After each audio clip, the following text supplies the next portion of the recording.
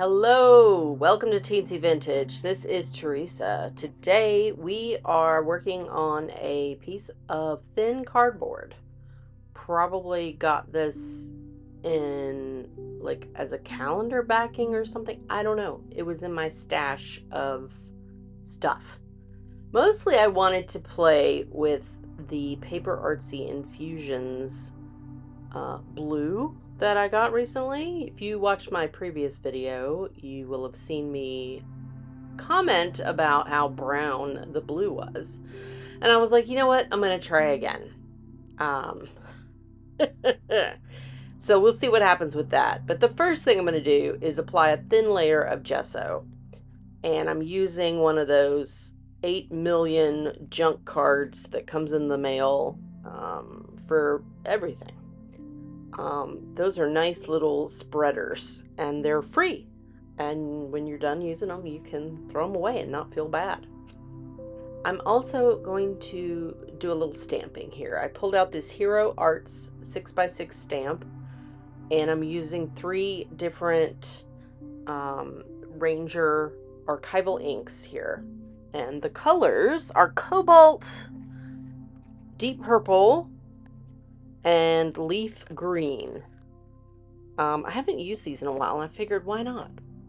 Plus, I wanted these to be permanent, so I wanted to use this archival ink instead of something else that I usually use. And I'm just applying the ink, and I'm using a brayer to very gently press the stamp down onto the surface here.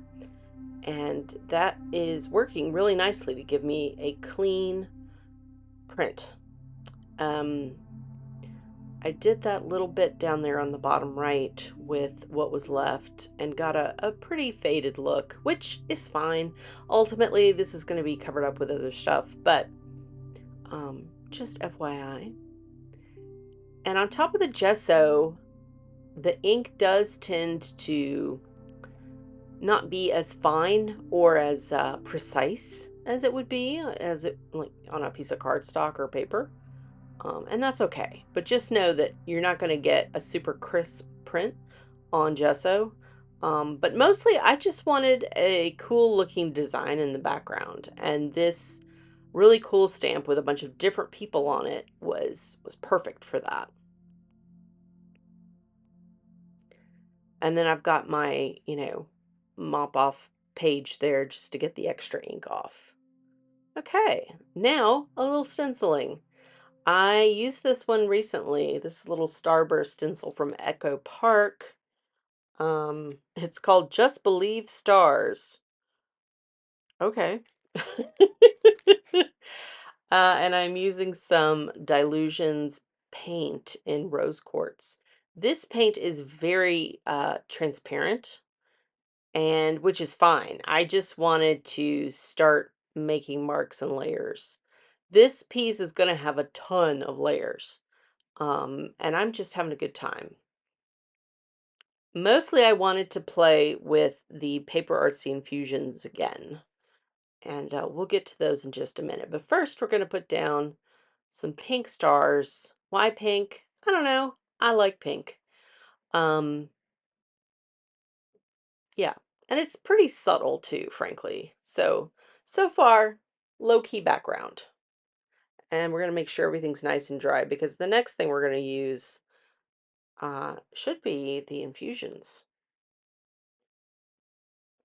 Oh, going to cut off the used part of my little cosmetic sponge there because I probably will use more stamping, uh, stenciling again in the future. Okay, so, oh, there it is. And of course, I make a mess. I did have a very kind viewer mention to me that they suggest you put a thumbtack in the top of the cap. Oh, see, there's the brown. Oh boy, it is really brown. There is like no blue, maybe 2 specks of blue. I was pretty disappointed. So I'm going to mop all of it up. All is not lost. Anyway, you can get a nice shaker by pushing a thumbtack through the top of your Paper Artsy Infusions shakers. And that will help you shake it and not dump it like I did. So, since the infusions wasn't really my jam, we're going to go with a full-on Liquitex acrylic ink in, I believe this is a cobalt blue. It's a really pretty blue. Um, nope, not cobalt. It's cyanine, cyanine blue, green shade. That's the whole name. That is a lot. Um, Beautiful blue. And then I'm using my little Tim Holtz air blower gadget.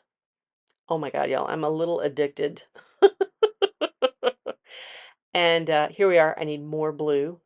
And we're going to stick in some yellow because yellow and blue make green. And who doesn't love some good blending? Look at that. Yes. Green, yellow and blue. Love it. Okay, now I'm just going to blow the ink around the surface here. And this is so much fun. If you can get one of these little blower things, I found mine at a Hobby Lobby of all places on clearance like 6 months ago, and I never touched the darn thing. And finally, I was cleaning and I was like, oh, I forgot I had this. So I pulled it out, and now I can't stop using it. I know a lot of people use it for alcohol inks, which is really cool. But we're using it here. It works with acrylic inks just as well. Now I pulled out a Lindy's Gang spray. This spray has mica in it, and I'm going to use a wet brush to kind of move this spray around, mostly because I just wanted to move the mica around. And it's really hard to see here on the video, but I wanted to give this page a little touch of shimmer. It has kind of a gold green shimmer, and I think it just, added a little bit of sparkle, just a touch. So yeah, and we're getting quite a bit of color going here. I want to do some stencil work on top of this, but first we need to make sure it's completely dry. Otherwise, the paint and the ink will turn into mush, and nobody wants that. Okay, we've got an Amsterdam acrylic in, I believe this is deep gold. Um, this gold is a little on the translucent side, which is fine. Um, I think if you wanted to have something really opaque, maybe get a gold paint pen. That I think would be your best bet. But this works just fine for my purposes here today. And you can kind of see them, and they look like little stars, little sparkles in a kind of a galaxy or a nebula or something. And I was really happy with how these were working out. So we're going to put them all over this blue section of the piece. Yeah. And I'm just going to move my canvas around because it's easier to do it this way than try to do it the other way. There we go. Oh yeah, that just looks cool. Very happy with that. We're going to clean up our paint. Okay. Yeah, look how sparkly and fun. Okay, so now I'm trying to figure out what to do with the edges, and I decide to get out some Distress Oxide ink, and this is an Uncharted Mariner, which is kind of a oceany blue. It's got some gray in it. It was lighter than I remembered, but that's okay. I'm using a wet brush here just to gently spread some around the edges, and you can see I'm holding the brush further, my hand is further away from the brush part, the bristles. And I'm doing that because I'm not being really precious or precise. I'm just kind of adding and zhuzhing just what feels right and what looks good. And I'm moving this ink around the paper. I'm filling in the white spaces. I'm letting it kind of dribble and move. If I wanted to be really precise with my paint strokes, I would hold the brush closer to the bristles. Does that make sense? So if you're just trying to, add a little color and be very gentle and just move your media around, try holding your brush a little further away. Try holding your brush in a variety of places and see what kind of marks you can make. Just get out a piece of paper or blank canvas and just see what happens. Try it out. And that way, when you are working on something, you will know, oh yeah, I'm not trying to be really precise. I'm just trying to add color, trying to move paint or ink around. And you can be a little less precious with it. Okay, more Liquitex acrylic ink. We're just gonna go through the rainbow here today. Decided to get crazy and add some white spatter. And I ended up thinking, oh yeah, okay, that's not terrible, but let's blow on it. And unfortunately, I didn't really like how this turned out. It kind of looked like bird poop, which it was not my intention. That's okay. It's okay. We're gonna fix it. We'll put some more stuff on it. But I'm just kind of drawing it really quickly and bluntly here because I was like, well, all right, fine. We're gonna do something else. So I got out the black. This is carbon black acrylic ink, also from Liquitex, and just spreading little tiny spatters here, using the end of a brush. And I really liked how the black turned out. So now we're looking at something that's a little more interesting to me. Yeah. Hey, I make weird turns all the time. And yeah, I could stop and cry and be upset because my piece isn't perfect or whatever. Or I can just keep going and see what happens. So here we go. Now I've got, this is a different ink. This is an Amsterdam ink, also acrylic.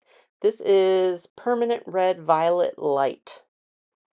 um, which is really more, as you can see, like a magenta or a hot pink than a red. I love this color. And I am putting it here in these corners. I wanted to really intensify the pink part of this, and boy howdy, is it pink. So yeah, so we're using our air blower to move some of that ink around, and then I'm going to just get a wet brush and move it even more. And just kind of, you know, moving it gently, little dab here, little dab there, it going over any little white spots that might still be showing, especially here in the middle. Remember, I said they kind of look like bird poop. Well, fortunately, they aren't looking that way so much now. Um, but yeah, so now I've got some bright pink there on two corners. Um, yeah, and make sure they're nice and dry. There's a lot of drying time in this video, so we're just gonna move on to the next part. Okay, so far so good. And I decided, we're gonna flip it the other way. Now I want to add some more yellow. Remember we added yellow earlier and made some nice green, and there was a little yellow left, but I was like, I really need more. Just a few really bright spots, and I'm gonna add just a smidge of water there just to move it around a little bit. You can always move the ink around by lifting the actual substrate and you know, letting gravity do it for you, but you can also use a wet brush. Why not? And again, more drying. Oh, these little heat tools, man, they're great. There we go. Now I'm going to put a smidge of water on the back and dry that just because the substrate was warping because it had so much media on it. And this helped it kind of warp the other way and it just became flat again. Little tip there for you. All right, so I'm feeling really happy now. And now it's time to figure out what the focal point is going to be. So I've got a ton of these dolls. This is the groups from Tim Holtz. These were like 3 or more people. And yeah, we're just going to go through here, see if anything catches our eye. Because this piece is a little bigger than my usual like art journal size work. So I wanted to get a big group of people if I could. And there's a lot of choices here. Turns out there was also another set of these paper dolls in there too, so I kind of divided those out. I think I must have stuck them in there by accident, or who knows. Anyway, we're going to audition a few sets here. I'm not super crazy about them. The little boys, they're cute. They might work. We're going to get this other set out of the way. Let's see. And then I came across this set of 4 girls. They're all wearing what looks like their Sunday best, or maybe they're at a school dance. I don't know. I end up choosing them just because a couple of these young ladies have this look on their face like they are very bored. Um, not sure what's happening there. I went through one more set. I think these are the Halloween dolls. I don't know. But yeah, I'm happy with this particular choice. I think they're going to look really great here. I really love putting a black and white vintage photo on top of a super colorful background. I just think it looks cool. So yeah. Before we glue, I am going to use a little bit of Distress Oxide ink in Vintage Photo, which, as you can see from that lid, has been very well used. I love this color. It just makes things look, a little old without actually being really old. Yeah. Sometimes I do use actual vintage items in my work, but sometimes I use these reproductions, which are great because you can be a little less precious about it. There they are. I'm going to put a paper towel down just to make sure I get a flat, full adhesion.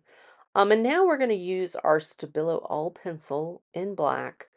I need to draw something for these ladies to sit on. And also, put the ground so they're not just hanging their legs over in outer space. We're going to activate the pencil with water just to give it some nice shadowing, and using a teeny tiny brush. Let's see what size brush this was. This was oh, I don't know. It's worn off the actual brush. Needless to say, a small brush with a tiny bit of water is your best friend in this, for using this. And we're just moving this pencil around, adding a little more water. It'll keep going as long as you keep adding to it. Don't dab too much because you will pick up all of the pigment from the pencil. Just FYI. Good news, you can always come back with more pencil and fix it. But yeah, there we go. And now we're using one of my sentiment from my brand new snippets sheet. This is available in my Ko-Fi shop. I'll put a link in the description.